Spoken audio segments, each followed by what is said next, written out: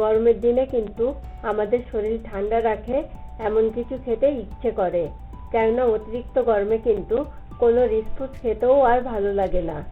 আজকে আমি আপনাদের সঙ্গে শেয়ার করব তেমনই একটা রেসিপি, যেটা শুধুমাত্র শরীরকে ঠান্ডা করবে না, বরং হজম শক্তি বৃদ্ধিতেও হেল্প করবে।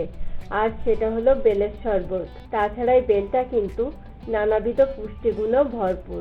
আর এই বেলের শরবতটা কিন্তু একটা ট্র্যাডিশনাল রেসিপিও বটে। ফ্রেন্ডস, আমি মৌসুমি, আর আপনারা দেখছেন আমার cooking channel Mousumi's cuisine in USA. আশা করি আমার আজকের রেসিপিটা আপনারা লাইক করবেন। So please stay tune. বেলের শরবতটা বানানোর জন্য আমি এই রকম সাইজের একটা বেল নিয়েছি। এবার আমি বেলটাকে ফাটিয়ে নেব। তার জন্য একটা নাইফের উল্টো দিক দিয়ে এভাবে বাড়ি মারলেই কিন্তু বেলটা খুব ইজিলি ফেটে যাবে। আপনারা কিন্তু চাইলে এই কাজটা অন্য ভারী কিছু দিয়েও করে নিতে পারেন। দেখুন বেলটা কতটা ইজিলি ফেটে গেল। এখন আমি এটাকে এভাবে দুই ভাগ করে নিচ্ছি। এরপরে বেলের শাঁসটাকে তুলে নেওয়ার পালা। এখন আমি বেলের শাঁসটাকে এভাবে কুড়িয়ে কুড়িয়ে একটা স্পুন দিয়ে তুলে নিচ্ছি। এখন বলতে গেলে কিন্তু সারা বছরই বেলটা পাওয়া যায়, কেননা আমরা কিন্তু বেলটাকে অক্সিজেনেও স্টোর করে রাখতে পারি।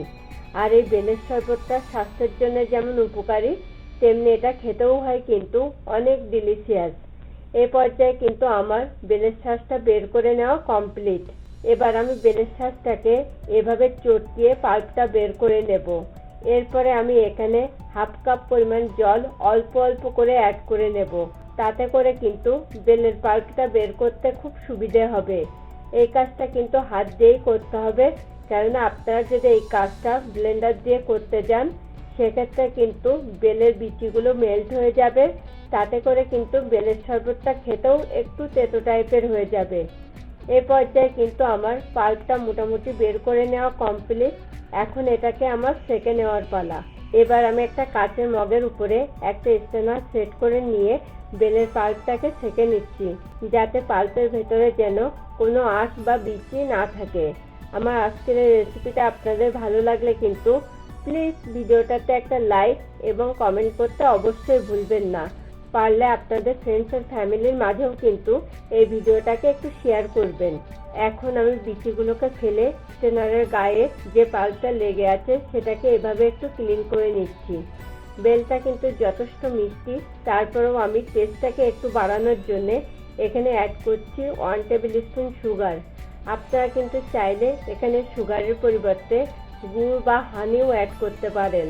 এবার আমি এখানে অ্যাড করলাম 1/4 টিস্পুন নুন। নুনটা কিন্তু এখানে ব্যালেন্সিং এর কাজ করবে। এরপরে আমি এখানে হাফ কাপ মিল্ক অ্যাড করে সবকিছুকে খুব ভালো করে মিশিয়ে নিচ্ছি।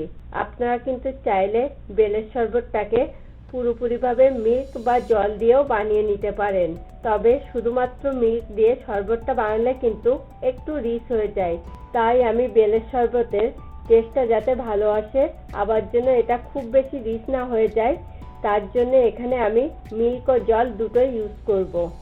আর এই শরবতটা কিন্তু খুব বেশি পাতলা আবার খুব বেশি ঘনও হবে না, তাই এখানে মিল্ক বা জল যেটাই অ্যাড করেন না কেন একটু বুঝেই কিন্তু অ্যাড করতে হবে।